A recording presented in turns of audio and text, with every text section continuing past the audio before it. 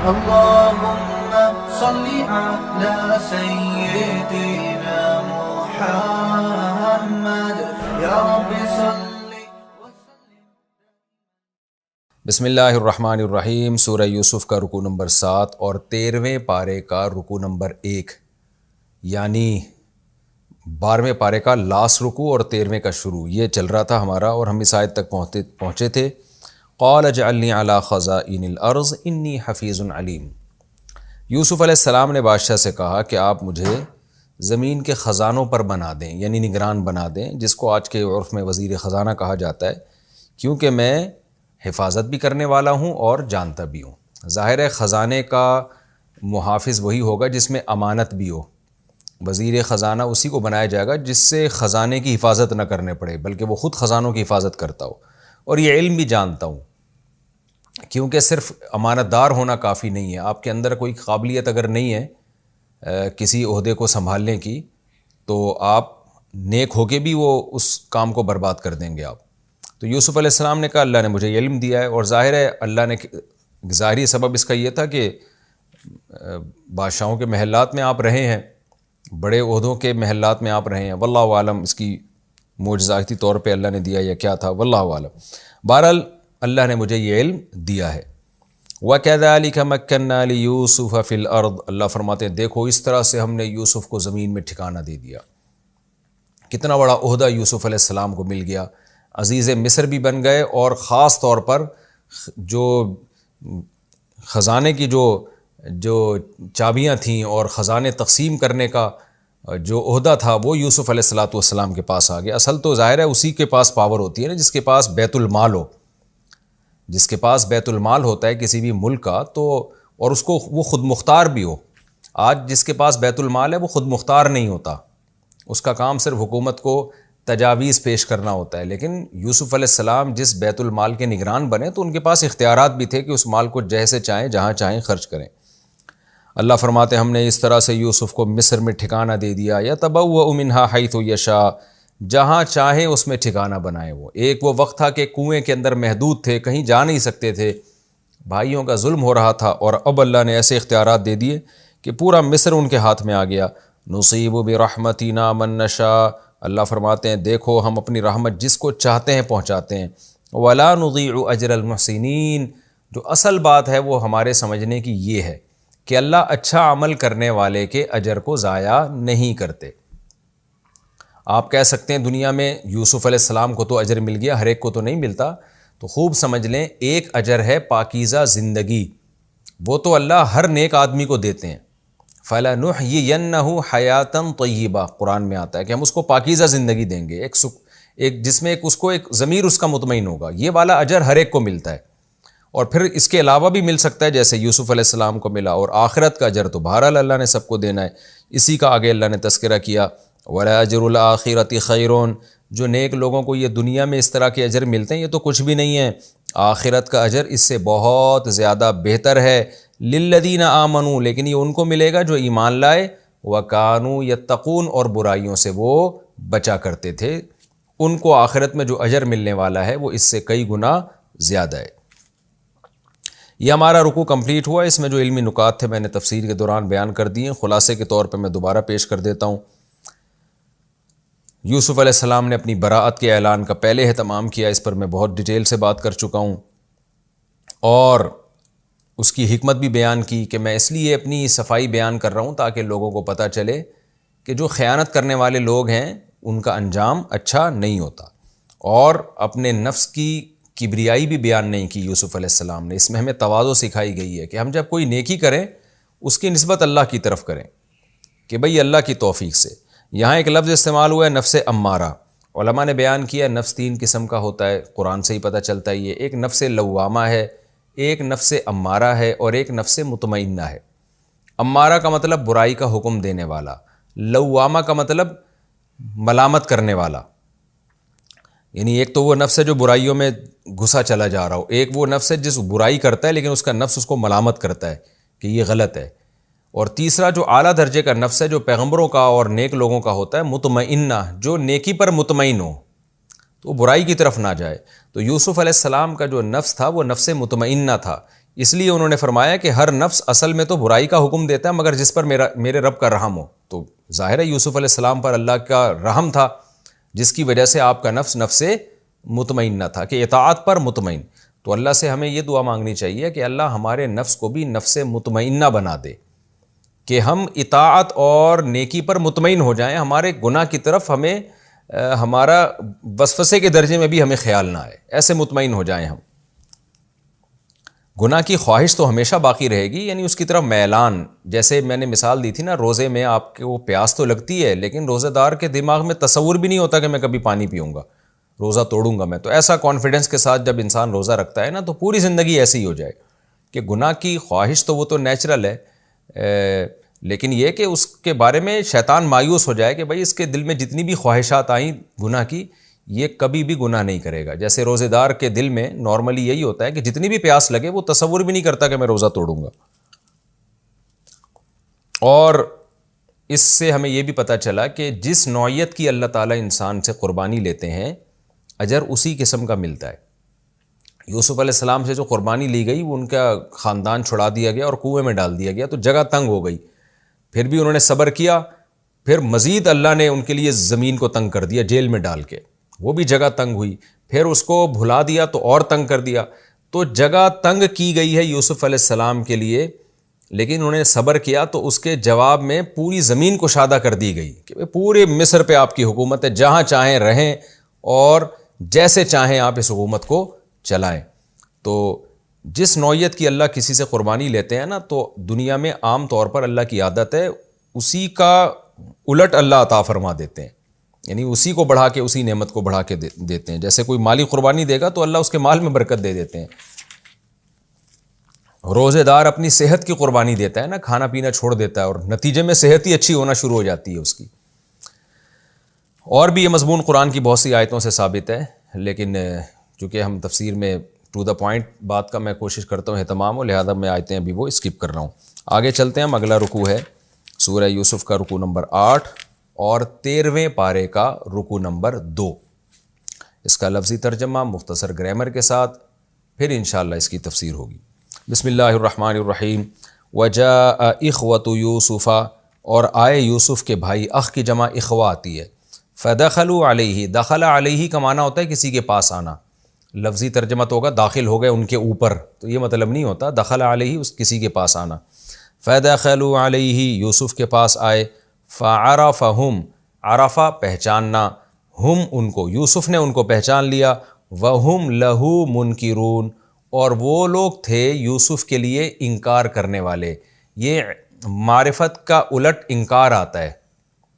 منکر ہے نا معرفت کا الٹ, تو اچھمبا, یعنی وہ نہیں پہچانے. صاف ترجمہ اس کا یہ ہوگا, وہ ان کو اجنبی ہی سمجھ رہے تھے جیسے ہم نے پہلی دفعہ دیکھا ہو.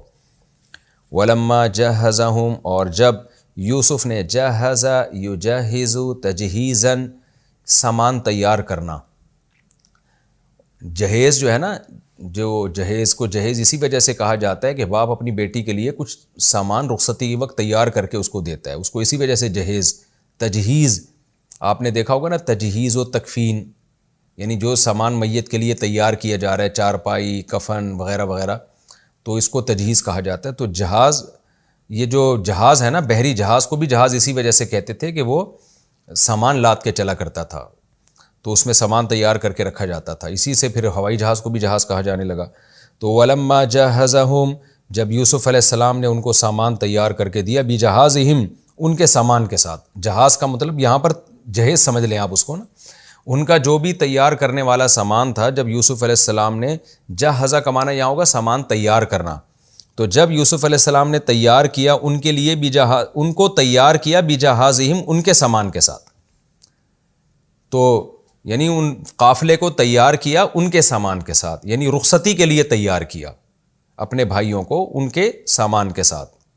تو کیا ہے, قال, تو ان سے کہا, ایتونی بأخ لکم, یہ ایتو کا لفظ کئی بار آ چکا ہے. لے کر آؤ, بأخ لکم, بھائی کے ساتھ, لکم جو تمہارا ہے, یعنی تمہارا جو ایک اور بھائی ہے اس کو بھی اب لے کر آنا. من ابیکم, جو تمہارے باپ کی طرف سے ہے, ماں الگ الگ ہے لیکن باپ ایک ہے, تو جو باپ کی طرف سے تمہارا بھائی ہے اس کو بھی لے کر آنا. الا ترونا, کیا تم دیکھتے نہیں ہو, انی, کہ بے شک میں, اوفی الکیل، آفا یوفی ایفان، ایفا عہد، پورا کرتا ہوں کیل کو۔ کیل وہ مخصوص پیمانہ جس میں راشن ڈالا جاتا ہے، اس مخصوص پورا میں تمہیں بھر بھر کے دے رہا ہوں۔ وَأَنَا خَيْرُ الْمُنزِلِينَ، نزیل عربی میں مہمان کو کہتے ہیں جو کسی کے ہاں نازل ہوتا ہے، اور منزل کا معنی میزبان، جو مہمان کو اپنے گھر نازل کرتا ہے۔ انا خیر المنزلین، میں میزبانوں میں سب سے بہتر میزبان ہوں، یعنی میں نے تمہارے ساتھ بہت اچھا سلوک کیا ہے، لہذا تم اس بھائی کو بھی لے کر آنا۔ فَإِن لَّمْ تَأْتُونِي بِهِ، پس اگر تم اس کو نہ لے کر آئے، فَلَا كَيْلَ لَكُمْ عِندِي، تو تمہارے لیے میرے پاس کوئی کیل نہیں ہے، کوئی میں وزن کر کے تمہیں سامان نہیں دوں گا، کوئی پیمانہ نہیں ہے میرے پاس تمہارے لیے۔ ولا تقربونی، نی میں یا کو حذف کر کے نون کے نیچے زیر ہے، ولا تقربون، اور میرے قریب بھی مت پھٹکنا۔ قالوا، تو بھائی کہنے لگے، سنراود، راود یراود کئی بار آ چکا ہے نا، پھسلائیں گے ہم، بہلائیں گے ہم، عنہ، اس بنیامین سے، آپ کے دوسرے بھائی سے، اپنے بھائی سے، اباہو، ان کے ابا کو، یعنی ان کے ابا کو ہم کسی طرح، ابا تو چاہیں گے کہ نہ دیں لیکن ہم ان کو پھسلائیں گے، سمجھائیں گے، ورغلائیں گے، کوئی بھی اس کا مفہوم، ورغلانا تو یہاں صحیح ترجمہ نہیں کہلائے گا، یعنی ہم ان کو ان کی ذات سے ہٹانے کی کوشش کریں گے، یعنی ابا تو نہیں کسی صورت میں دیں گے، تفسیر میں انشاءاللہ میں اس کی پوری ڈیٹیل بتاؤں گا، ہم ابا کو کسی طرح جو ہے بہلانے پھسلانے کی کوشش کریں گے ہم۔ وَإِنَّا لَفَاعِلُونَ، اور بے شک ہم، لا تاکید کے لیے، فاعلون، یہ کام کر کے چھوڑیں گے، اب بھائی کو لازمی لے کر آئیں گے۔ وقال لفتیانہ، فتح کی جمع فتیان آتا ہے، تو یوسف علیہ السلام نے اپنے غلاموں سے کہا، فتیان یا جو نوجوان جو بھی وہاں محل میں کام کرنے کے لیے ملازمین ہوتے ہیں، اکثر نوجوان ہی ہوتے ہیں تو اس لیے اس کو فتح کہا جاتا ہے، اپنے نوجوانوں سے، لڑکوں سے کہا، اجعلوا بضاعتہم، رکھ لو ان کی جمع پونجی، بضاعہ کہتے ہیں جمع پونجی کو، ان کی جو جمع پونجی ہے نا، جو رقم انہوں نے ہمیں لا کے دی ہے جس کے بدلے میں راشن خریدا، یہ رقم، یہ جمع پونجی ان کے بیگ میں واپس ڈال دو، فی رحالہم، ان کے کجاوے میں واپس ڈال دو۔ رحل کہتے ہیں کجاوا، جو سفر میں انسان لے کے چلتا ہے، رحال اس کی جمع، تو ان کا جو بھی کجاوا ہے نا، جو اونٹوں پہ رکھا ہوا ہے، اس میں واپس ڈال دو۔ لعلہم، شاید کہ یہ لوگ، یعرفونہا، اس جمع پونجی کو پہچان لیں، اذا انقلبوا، جب وہ لوٹیں گے، الی اہلہم، اپنے گھر والوں کی طرف، لعلہم یرجعون، شاید وہ اسی بیس پہ واپس لوٹ آئیں کہ بادشاہ نے اتنا اچھا سلوک کیا ہمارے ساتھ۔ فلما رجعوا الی ابیہم، پس جب یہ بھائی لوٹے اپنے ابا کی طرف، قالوا، تو کہنے لگے، یا ابانا، اے ہمارے ابا، منع من الکیل، ہم سے ایک کیل کو، ایک راشن کو، جو بھائی کا راشن تھا نا جس کو ہم نہیں لے کر گئے، وہ والا کیل ہم سے روک لیا گیا ہے، وہ والا پیمانہ جو راشن کا پیمانہ تھا وہ ہم سے روک لیا گیا۔ پیمانے سے مراد ہے جو چیز پیمانے میں آتی ہے، جیسے بار بار میں مثال دیتا ہوں نا، ہم کہتے ہیں کہ میں ایک پلیٹ کھا گیا بریانی کی، تو پلیٹ نہیں کھا گیا، پلیٹ سے مراد وہ بریانی ہوتی ہے، تو یہاں بھی پیمانے سے مراد وہ راشن جو پیمانے میں آتا ہے، تو ایک پیمانہ روک لیا گیا، یعنی ایک وہ راشن روک لیا گیا جو ایک پیمانے میں آتا۔ فَأَرْسِلْ مَعَنَا، پس آپ بھیج دیجئے ہمارے ساتھ، اخانا، ہمارے بھائی کو، نقتل، تاکہ ہم اس کا بھی کیل کریں، اس کو بھی کاؤنٹ کریں، یعنی ابھی تو ہم اس کا راشن ایسے ہی لے آئے ہیں، اس کو لے جائے بغیر، لیکن اب نہیں ملے گا ایسے، تو نقتل، اکتالا یکتالو، اکتیالن، کیل کرنا، اکتیالہ تھا اصل میں اکتسبہ کی طرح، تو نقتیلو، ہم اس کا بھی کیل کریں گے، اس کا بھی کاؤنٹ کریں گے، اس کا بھی پورا ایک راشن ملے گا ہمیں اس کے بدلے کا۔ نقتل وَإِنَّا لَهُ لَحَافِظُونَ، اور بے شک ہم ہیں، انا اصل میں انا نہ تھا، ہم ہیں بے شک، لہو، اس کے لیے، لحافظون، ضرور بالضرور حفاظت کرنے والے۔ قال، حضرت یعقوب نے فرمایا، هل آمنوکم علیہ، امین یامنو کا معنی اعتماد کرنا، امنو تھا اصل میں، کیا امنو، اسمعو کی طرح، آمنو پڑھا جاتا ہے، کیا میں اعتماد کر لوں تم پر، علیہ، اس بنیامین کے بارے میں، الا، مگر، کما، اسی طرح، امنتکم، جیسے میں نے تم پر اعتماد کیا، علی اخیہ، اس کے بھائی پر، اس کے بھائی کے معاملے میں، من قبل، پہلے، یعنی کیا میں تم پر ایسے ہی اعتماد کر لوں جیسے میں نے اس کے بھائی کے معاملے میں تم پر اعتماد کیا تھا، اب تم چاہتے ہو کہ میں اسی طرح تم پر اعتماد کروں۔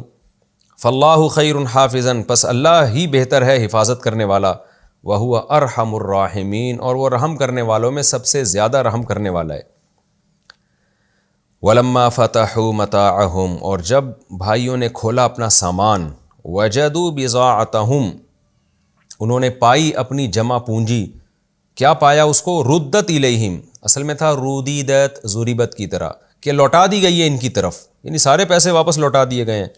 تو کہنے لگے یا ابانا، اے ہمارے ابا، ما نبغی، یعنی ای شیء نبغی، بغا یبغی کا معنی ہوتا ہے چاہنا، تلاش کرنا۔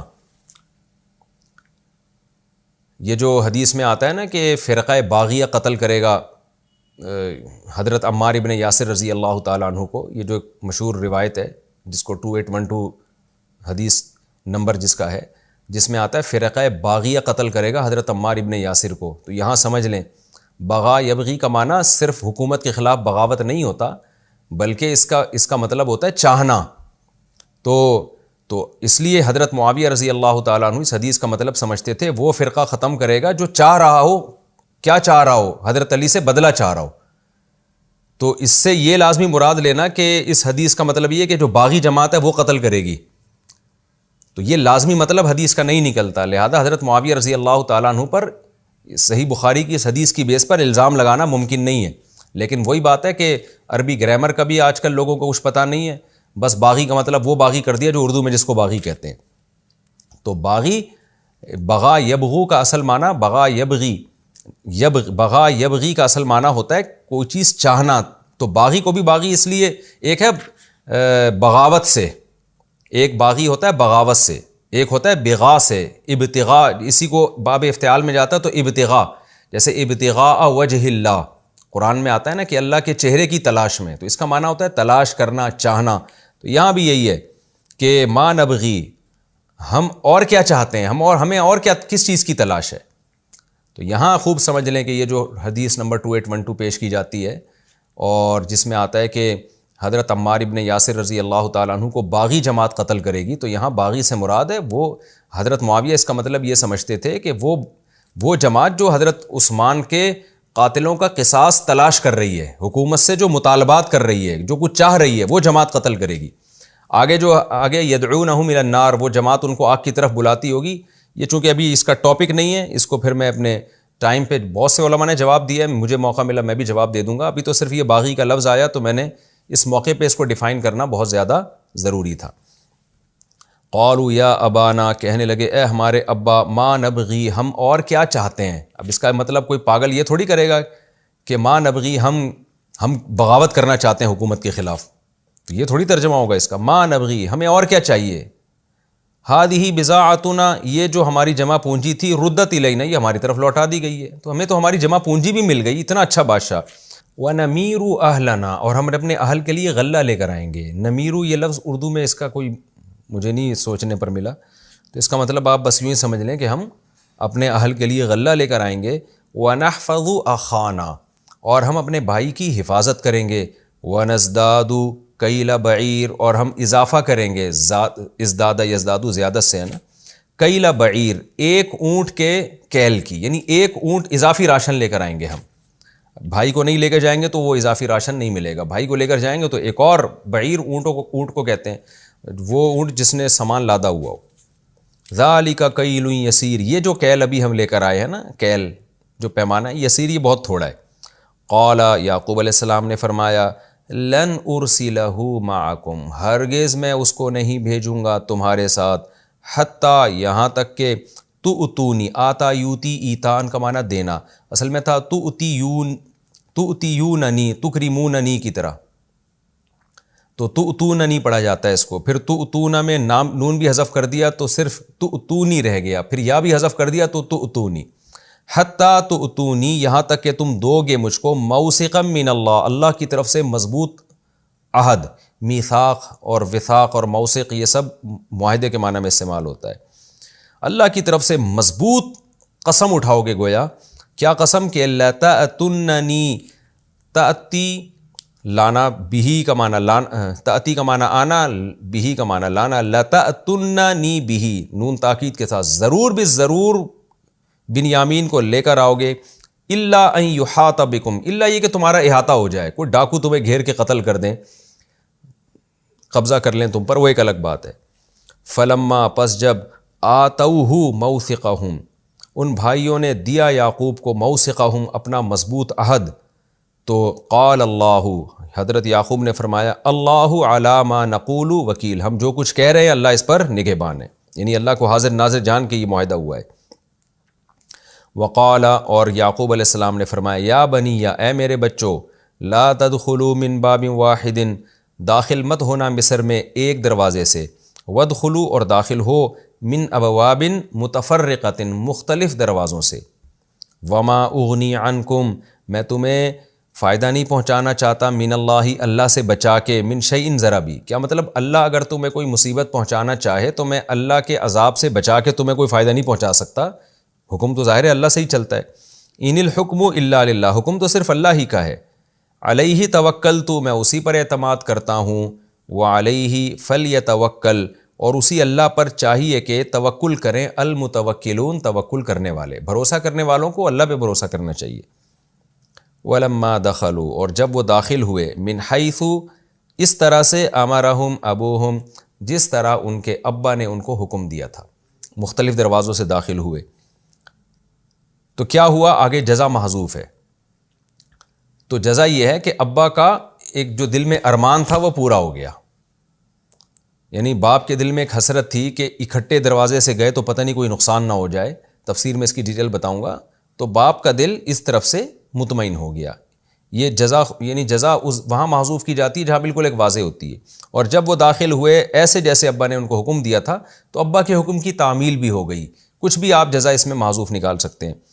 پھر آگے قرآن کہہ رہا ہے ما کان یغنی عنہم، یعقوب علیہ السلام جو تھے وہ اپنے بیٹوں کو، اغنا یغنی کا کے بعد جب عن آتا ہے تو اس کا معنی ہوتا ہے فائدہ پہنچانا، کسی چیز سے مستغنی کر دینا۔ ما کان یغنی عنہم من اللہ من شیء، یعقوب علیہ السلام اپنے بچوں کو اللہ سے ہٹا کے کوئی فائدہ نہیں پہنچا سکتے تھے۔ جو انہوں نے کہا نا کہ مختلف دروازوں سے داخل ہو، تو اس کا مقصد یہ نہیں تھا کہ اللہ نے کوئی مصیبت پہنچانا چاہتے ہیں تو یہ سبب اختیار کر کے اس مصیبت سے بچوں کو بچا لیں گے، پوری بات انشاءاللہ تفسیر میں سمجھاؤں گا میں، لیکن وہ انہوں نے صرف اس لیے کیا الا حاجتاً فی نفس یعقوب، یعقوب کے دل میں ایک حاجت تھی کہ میں اسباب تو اختیار کروں نا کہ بچوں کو نقصان نہ ہو، اس کا سبب تو میں اختیار کر لوں، فقضاها، جس حاجت کو انہوں نے پورا کر دیا۔ یعنی انسان اسباب اختیار نہیں کرتا تو دل میں کھٹک رہتی ہے، تو وہ چاہتے تھے کہ بس ایک سبب میں اختیار کر لوں، باقی ہونا وہی ہے جو اللہ چاہے گا۔ الا حاجتاً فی نفس یعقوب، صرف ایک حاجت تھی یعقوب کے نفس میں، قضاها، جس حاجت کو انہوں نے پورا کر دیا۔ وَإِنَّهُ لَذُو عِلْمٍ، اور یعقوب واقعی علم والے تھے، لِمَا عَلَّمْنَاهُ، اس علم کی بنیاد پر جو ہم نے یعقوب کو دیا تھا۔ وَلَكِنَّ أَكْثَرَ النَّاسِ لَا يَعْلَمُونَ، لیکن اکثر لوگ یہ بات نہیں جانتے۔ یہ اس کا لفظی ترجمہ ہو گیا۔ اب ہم اس کی تفسیر کی طرف آتے ہیں۔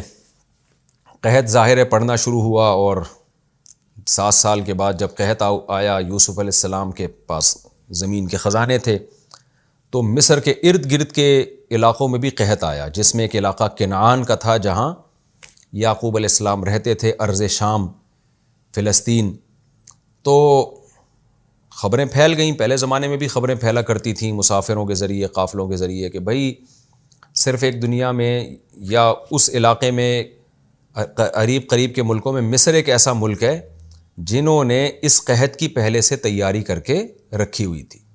پہلے سے لوگوں کو اندازہ تو نہیں تھا نا کہ اگلے 7 سال میں قحط آئے گا، وہ تو رج کے کھا رہے تھے، حفاظت بھی نہیں کر رہے تھے۔ تو یوسف علیہ السلام نے اتنا اسٹور کر لیا تھا، اتنا مال اگلے 7 سال کے لیے جمع کر لیا تھا، پیداوار میں اضافہ کر کے بھی اور قناعت سے کام لے کر بھی، کہ نہ صرف یہ کہ وہ 7 سال مصر کی خوراک کے لیے کافی تھے، بلکہ آپ کی بہترین مینجمنٹ کی وجہ سے اڑوس پڑوس کے علاقوں کو بھی آپ نے خوراک فروخت کرنا شروع کر دی، جس سے مصر کی معیشت میں اور زیادہ اضافہ ہو گیا۔ تو بہرحال خبریں پھیلنا شروع ہوئیں، اور یعقوب علیہ السلام کو پتہ چلا کہ بھئی قحط پڑا ہوا ہے اور ہم بھوک سے ہلاک ہونے کا خطرہ ہے۔ تو انہوں نے جمع پونجی دے کے اپنے بیٹوں کو حضرت یوسف علیہ السلام کے پاس مصر میں بھیج دیا کہ بھئی مصر کے بادشاہ کے پاس جاؤ، یا عزیز مصر کے پاس جاؤ اور وہاں سے خوراک خرید کے لاؤ۔ وجاء اخوۃ یوسف، یوسف علیہ السلام کے بھائی آئے، فدخلوا علیہ، اور محل میں داخل ہو گئے، فعرفہم، یوسف نے ان کو پہچان لیا، وَهُمْ لَهُ مُنْكِرُونَ، اور وہ یوسف کو نہ پہچان سکے۔ اس کی وجوہات بالکل واضح ہیں۔ ایک تو یہ کہ یوسف علیہ السلام جب ان سے بچھڑے تھے، بچے تھے، ظاہر ہے جب بچے ہوتے ہیں تو عمر بڑھنے کے ساتھ ساتھ چہرے میں تغیر بہت زیادہ آتا ہے، اور یوسف علیہ السلام کے بھائی پہلے سے بڑے تھے تو ان میں اتنا زیادہ تبدیلی نہیں آئی تھی۔ یہ بھی ایک وجہ تھی یوسف علیہ السلام کے اپنے بھائیوں کو پہچاننے کی۔ دوسری وجہ علماء نے یہ بھی بیان کی ہے کہ یعقوب علیہ السلام کے بھائی بیٹوں کا تصور بھی نہیں تھا کہ ہمارا بھائی ایسے عزیز مصر بن کے بیٹھ سکتا ہے مصر میں، تو وہ تو اگر ان کو ان کی شباہت نظر بھی آئے گی تو بھی ان کو لگے گا کہ یہ وہ نہیں ہے، بھائی ان جیسے لگ رہے ہیں ہمیں، لیکن یہ وہ کیسے ہو سکتے ہیں؟ یہ تو یعنی ان کے تو تصور میں بھی نہیں تھا کہ جس بھائی کو ہم کنویں میں ڈال کے آ گئے ہیں وہ وزیر خزانہ بنا ہوگا یہاں پہ اور عزیز مصر بنا ہوا ہوگا، اس کے ہاتھ میں سارے اختیارات ہوں گے۔ تو ان کو کنفیوز تو ہوئے، جیسے کہ آگے قرآن سے پتہ چلتا ہے، آگے آیتیں آئیں گی ان سے واضح ہوتا ہے کہ ان کو لگا کہ یہ ہمارا بھائی ہے، لیکن پھر انہوں نے اس خیال کو جھٹک دیا کہ یہ نہیں ہو سکتے۔ شکل ان کو شباہت محسوس ہوئی اپنے بھائی کی، لیکن یہ کہ انہوں نے پھر کہا کہ نہیں یہ وہ نہیں ہو سکتے، کیونکہ ان کے تصور میں نہیں تھا کہ اتنے اونچا مقام پہ کیسے جا سکتے ہیں وہ۔ تیسری وجہ یہ کہ یوسف علیہ السلام کو اندازہ تھا کہ جب اڑوس پڑوس میں قحط پڑا ہے تو یقیناً یعقوب علیہ السلام میرے بھائیوں کو بھیجیں گے، تو اس لیے وہ ذہنی طور پہ پہلے سے تیار بھی ہوں گے، تو اس بیس پہ بھی آپ نے جلدی پہچان لیا۔ جبکہ جو یوسف علیہ السلام کے بھائی جب محل میں آئے تو ایک ظاہر ہے محل کا ایک روب بھی ہوا کرتا ہے، تو ایسے موقع پہ انسان کسی کے چہرے پہ زیادہ نگاہ بھر کے بھی نہیں ڈالتا، اور یہ ایسے سوال تفتیش کے لیے پوچھنا بھی ایک بے ادبی سمجھا جاتا ہے کہ آپ کہیں یوسف تو نہیں ہے۔ تو ان کو قرآن سے پتہ چلتا ہے ڈاؤٹ ہوا تھا، لیکن انہوں نے سوچا کہ بھائی بادشاہ سے کون پوچھے گا کہ آپ کون ہیں، تو ایسا نہ ہو کہ ڈانٹ پڑ جائے، ہمیں یہیں سے باہر نکال دیا جائے کہ اتنا تم کیوں ہم سے فری ہو رہے ہو۔ تو یہ ساری وجوہات تھی جس کی وجہ سے یوسف نے پہچان لی اور ان کو تردد رہا۔ وَلَمَّا جَهَّزَهُم بِجَهَازِهِمْ، ہوا یہ تھا کہ یعقوب علیہ السلام نے اپنے جو بیٹے ہیں نا بنیامین جن کو کہا جاتا ہے، جو یوسف علیہ السلام کے سگے بھائی تھے، ان کو نہیں بھیجا۔ وجہ اس کی یہی تھی کہ جیسے ان کو یوسف علیہ السلام سے حسد تھا، اسی طرح بنیامین سے بھی ان کو حسد تھا، تو یعقوب علیہ السلام بنیامین کو ان کے ساتھ بھیجتے نہیں تھے، اسی خوف سے جس خوف سے یوسف کو نہیں بھیجتے تھے علیہ السلام کو۔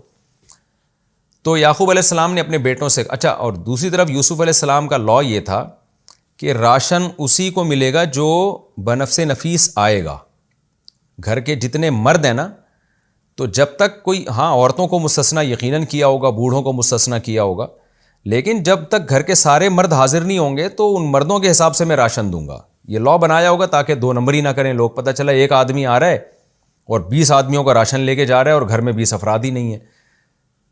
تو اس اصول کے مطابق یوسف علیہ السلام کا یہ حق تھا کہ وہ بنیامین کا راشن ان کو نہ دیں، لیکن انہوں نے آ کے عذر پیش کیا کہ بھائی وہ جو ہمارا بھائی ہے وہ چونکہ باپ کو بہت زیادہ محبوب ہے اور باپ اس کو ہمارے ساتھ بھیج نہیں سکتا، اور بوڑھا باپ ہے اس کی خدمت کے لیے بھی کوئی نہیں ہے، تو اس طرح کی باتیں بنائیں انہوں نے، تو تاکہ یوسف علیہ السلام کو یقین آ جائے اور وہ بنیامین کا راشن بھی دے دیں۔ تو یوسف علیہ السلام نے اس دفعہ تو بنیامین کا راشن دے دیا، لیکن یوسف علیہ السلام نے یہ ان کو حکم دیا کہ اگلی دفعہ تم میرے پاس آؤ گے تو میں یہ دیکھنے کے لیے کہ تم نے سچ کہا تھا یا جھوٹ کہا تھا، اگلی دفعہ تمہیں بنیامین کو لازمی لے کر آنا ہے۔ چلو اس دفعہ تو میں تمہاری بات کا اعتبار کر لیتا ہوں، لیکن اگلی دفعہ بھی اگر تم لے کے نہیں آئے، اس کا مطلب تم جھوٹ بول رہے تھے، تو اس جھوٹ کی سزا یہ ملے گی کہ ابھی تو میں نے اضافی راشن دے دیا، اگر تمہارا جھوٹ پکڑا گیا اور تم بھائی کو نہیں لے کر آئے تو تمہارا راشن بھی تمہیں نہیں ملے گا، یعنی اگلے سال یا اگلی دفعہ جب تم آؤ گے تو کچھ بھی نہیں ملے گا۔ تو ظاہر ہے پھر تو قحط سے بھوک سے ہلاک ہی ہوں گے اور کیا ہوگا۔ تو یوسف علیہ السلام اس تدبیر سے اپنے بھائی کو بلانا چاہتے تھے۔ یہاں چند اشکالات ہو سکتے ہیں کہ یوسف علیہ السلام نے اپنے ابا کو کیوں نہیں بلوایا، سیدھا سیدھا بتا کیوں نہیں دیا کہ بھائی میں تمہارا بھائی یوسف ہوں، تاکہ ابا جس ٹینشن میں ہیں اس ٹینشن سے تو نکلے نا وہ۔ یعنی ایک سوال تو یہ پیدا ہوتا ہے کہ ابا جس ٹینشن میں تھے ان کو تو اس ٹینشن سے نکالنا فرض ہے۔ جب کوئی گمشدہ بیٹا ملتا ہے تو فوراً جا کے خبر دیتا ہے کہ ابا کو بتا دو بھائی میں اب آپ کا بیٹا یوسف ہوں، اور ابا کو فوراً لے آؤ تاکہ جدائی کا جو غم ہے وہ تو ختم ہو۔ تو یہاں ایک سوال تو یہ ہوتا ہے۔ دوسرا یہ ہوتا ہے کہ بنیامین کو بھی بلوا دیا، اور پھر آگے آ رہا ہے ان آیتوں میں کہ ان کو بھی اپنے پاس رکھ لیا، اس سے ابا کا ڈبل غم ہو گیا۔ تو یہ تو صورتاً تو یہ سب چیزیں حرام اور ناجائز ہیں، لیکن یہاں تمام علماء اس پر متفق ہیں کہ یوسف علیہ السلام یہ سب اللہ کے حکم سے کر رہے تھے، اللہ چاہتے تھے کہ یعقوب علیہ السلام کو اور زیادہ آزمائیں، یعنی بیٹے کی آزمائش تو ختم ہو گئی ہے، یوسف کی آزمائش تو ختم، اب ان کو تو اللہ نے نواز دیا ہے، لیکن ابا کو جو کامیاب کرنے سے پہلے اور مصر میں لانے سے پہلے اور شاہی پروٹوکول سے پہلے اور بیٹے سے ملانے سے پہلے ان کے صبر کا اور زیادہ امتحان لیا جائے، اور اس امتحان لینے کا طریقہ یہی تھا کہ یوسف علیہ السلام ابھی شو نہ کریں کہ میں تمہارا بھائی ہوں، بلکہ اور بڑی آزمائش میں ڈال دیں کہ بہانے سے اپنے دوسرے بھائی کو بلا کے اس کو بھی اپنے پاس رکھ لیں، اور ابا کہیں کہ دیکھو ایک غم سے میں ابھی نکلا نہیں تھا، دعائیں مانگ رہا تھا اللہ مجھے یوسف سے ملا دے، اللہ نے میرا دوسرا بیٹا بھی رکھ لیا، تو اس سے یعقوب کی آزمائش ہوگی کہ اس موقع پر بھی وہ صبر کریں گے اور ناشکری کا جملہ زبان سے نہیں نکالیں گے۔ تو یہ اللہ کی طرف سے یوسف علیہ السلام کو یہ سب کچھ بتایا گیا تھا تاکہ آزمائش ہو یعقوب علیہ السلام کی اور بھی زیادہ، اور ہمارے لیے پھر اس صورت میں ہمیں اسباق ملے۔ وَلَمَّا جَهَّزَهُمْ بِجَهَازِهِمْ، جب یوسف علیہ السلام نے ان کو تیار کیا ان کے سامان کے ساتھ، قَالَ أَتُونِي بِأَخٍ لَكُم مِّنْ أَبِيكُمْ، تو فرمایا کہ اس دفعہ تو تم نہیں لے کر آئے، لیکن اب جو تمہارے باپ شریک بھائی ہے نا بنیامین، اب کی دفعہ اس کو بھی لے کر آنا ہے۔ أَلَا تَرَوْنَ أَنِّي أُوفِي الْكَيْلَ، اور تم جو یہ باتیں کر رہے ہو کہ ابا کو ڈر ہے کہ بچہ گم نہ ہو جائے اور کوئی کچھ نقصان نہ ہو جائے، تو میرے جیسا کریم بادشاہ، ہاں کوئی ظالم بادشاہ ہوتا ہے وہ بچوں کو رکھ لیتا ہے، ظالم لوگ ہوتے ہیں ان کو کوئی بچہ یا لڑکا کوئی نوجوان اچھا پسند آتا ہے تو اپنی خدمت کے لیے اس کو رکھ لیتے ہیں، ظلم کر لیتے ہیں، تو میں تو ایسا نہیں کر رہا۔ الا ترون، کیا تم دیکھتے نہیں ہو، انی اوفی الکیل، میں کیل بھی بھرپور طریقے سے دے رہا ہوں، ایسا نہیں اس میں ناپ تول میں کمی کر رہا ہوں، وانا خیر المنزلین، اور میزبانوں میں بھی بہت اچھا میزبان ہوں، میں نے تمہارا اکرام بہت کیا ہے۔ اس سے پتہ چلتا ہے کہ یوسف علیہ السلام نے اپنے بھائیوں کا بڑا اکرام کیا تھا، شاہی پروٹوکول دیا، تو اتنا اچھا بادشاہ ہوں میں، اتنی اچھی مہمانی کر رہا ہوں تمہاری، تو کیا تمہیں یہ ڈر ہے کہ میں تو اس بھائی کو رکھ لوں گا کیا؟ فَإِن لَّمْ تَأْتُونِي بِهِ، پس اگر تم اس بھائی کو نہ لے کر آئے میرے پاس، فَلَا كَيْلَ لَكُمْ عِندِي، تو کچھ کیل نہیں ملے گا تمہیں، تمہارا راشن بھی نہیں ملے گا، وَلَا تَقْرَبُونَ، اور قریب بھی نہیں پھٹکنا، پھر ایسا نہ ہو کہ یہاں آ کے تم باتیں کرنا شروع کر دو، وہ ابا نے یوں کیا تھا تو ایکچولی یہ ہو گیا تھا، تو قریب بھی پھٹکنے کی اجازت نہیں ہے، بات سنوں گا ہی نہیں تمہاری میں۔ یہ ساری تاکیدیں یوسف علیہ السلام اس لیے لگا رہے تھے کہ کسی بھی طریقے سے بھائی کو بلایا جائے، تاکہ اللہ نے جو یوسف علیہ السلام کو حکم دیا ہے نا کہ یعقوب علیہ السلام کو اور آزمانا ہے، اس اللہ کے حکم کی تعمیل ہو سکے، تو کسی بھی طریقے سے زبردستی ان کو لایا جائے۔ قالوا، جب انہوں نے دیکھا کہ بھئی یہ تو اگلی دفعہ ہم آئے تو ہمارا راشن بھی گیا، تو انہوں نے کہا ٹھیک ہے جی، سنراود عنہ اباہ، ابا تو چھوڑنے کے لیے تیار نہیں ہے، لیکن ابا کو ہم پھسلائیں گے، بہلائیں گے، سمجھائیں گے، وَإِنَّا لَفَاعِلُونَ، اور ہم یہ کام کر کے چھوڑیں گے۔ وقال لفتیانہ، اب یوسف علیہ السلام نے اپنے نوجوانوں سے کہا جو بھی محل کے ملازم تھے، اجعلوا بضاعتهم فی رحالہم، ان کی جو جمع پونجی ہے نا وہ ان کے سامان میں رکھ دو، لعلہم یعرفونہا، شاید کہ یہ لوگ اس کو پہچان لیں، اذا انقلبوا الیہم، یعنی پہچان لیں گے، شاید کا مطلب یہاں وہی یقین ہے کہ اس کا فائدہ یہ ہوگا کہ یہ پہچان لیں گے یار ہماری تو قیمت بھی واپس کر دی گئی، یہ تو بہت ہی اچھا بادشاہ ہے، تو اس کے پاس تو ہم بالکل غیر محفوظ ہیں، بھائی کو بڑے آرام سے لے جا سکتے ہیں، کوئی زیادتی نہیں ہوگی، بھائی پہ قبضہ نہیں ہوگا، کوئی ایسا مسئلہ نہیں ہے۔ لعلہم یعرفونہا اذا انقلبوا الی اہلہم، جب یہ اپنے گھر لوٹ کر جائیں گے تو اس جمع پونجی کو پہچان لیں گے، لعلہم یرجعون، اسی بیس پہ یہ واپس آئیں گے۔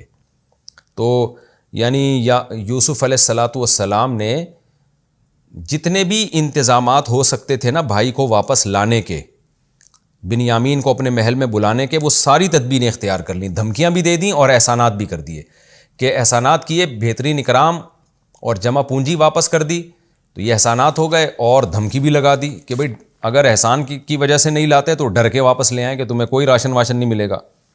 فلما رجعوا الی ابیہم، جب یہ لوگ اپنے ابا کی طرف لوٹ کر گئے، قالوا یا ابانا، کہنے لگے اے ہمارے ابا، منع منا الکیل، ہم سے کیل کو روک لیا گیا، یعنی آئندہ کے لیے ہم سے کیل کو روک لیا گیا، ابا اس سال تو راشن مل گیا، اگلے سال اگر بارش نہیں ہوئی اور پھر راشن نہیں ملے گا ہمیں۔ فارسل معنا اخانا، پس آپ ہمارے ساتھ بھیج دیجئے ہمارے بھائی کو، نقتل، تاکہ ہم بھی کیل کریں، پیمانہ استعمال کریں، یعنی راشن لیں، وَإِنَّا لَهُ لَحَافِظُونَ، وہی بات کہی جو یوسف علیہ السلام کے بارے میں کی تھی، ہم اس کی حفاظت کر کے چھوڑیں گے، تو کہنے لگے ہم یقیناً اس کی حفاظت کریں گے، آپ کیوں ڈرتے ہیں ہم سے؟ قال، یعقوب علیہ السلام نے فرمایا، هل آمنکم علیہ، کیا میں اعتماد کروں تم پر؟ اسی طرح کما امنتکم علی اخیہ من قبل، جیسے اس سے پہلے اس کے بھائی کے بارے میں نے تم پر اعتماد کیا تھا، یعنی میں اسی طرح دوبارہ اسی طرح اعتماد کروں نا جیسے پہلے اعتماد کیا تھا. فاللہ خیر حافظا، پھر خود پریشان بھی ہوئے کہ اگر نہیں بھیجتا تو پھر تو سرے سے کوئی کیل ہی نہیں ملے گا، کوئی ہمیں راشن ہی نہیں ملے گا، پھر تو ہم قحط سے ہلاک ہو جائیں گے. تو ایک بڑی آزمائش میں پڑ گئے یعقوب علیہ الصلوۃ والسلام کہ اب بھائی کو بھیجنے میں کا مطلب یہ ہے کہ ایسے ہی ان پر اعتماد کر رہا ہوں جیسے یوسف کے بارے میں کیا تھا. نہ بھیجنے کا مطلب یہ کہ قحط سے سارا خاندان ہلاک ہو جائے، کیونکہ یعقوب علیہ السلام پر ذمہ داریاں تھیں، ان کی بہویں تھیں، ان کے پوتیاں نواسیاں، جو بھی خاندان کے سربراہ میں ان کی ذمہ داری. تو صاف طور پہ کہہ دیا کہ یہ صورتاً تو یہ کام حماقت کا ہے، بے وقوفی کا ہے کہ ایک شخص پر کیسے اعتماد کیا جائے، ان لوگوں پر جن پر پہلے بھی اعتماد کر کے نقصان ہوا ہے.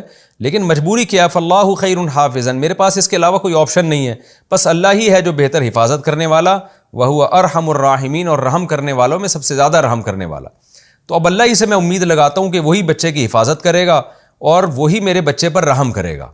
تم نے اگر ظلم کا ارادہ کر لیا تو اللہ سے امید لگا سکتا ہوں کہ وہ سب سے زیادہ رحم کرنے والا، تو شاید وہی رحم کرے میرے بچے پہ، میرے بیٹے کے اوپر. تو گویا یعقوب علیہ السلام ذہنی طور پر بیٹے کو بھیجنے کے لیے تیار ہو گئے. ظاہر ہے اس لیے تیار ہوئے کہ جب دو بڑی مصیبتیں ہوتی ہیں تو ایک مصیبت کا اگر یقین نہیں ہو اور ایک کا یقین ہو تو اس مصیبت کو اختیار کر لیا جاتا ہے جو غیر یقینی ہو.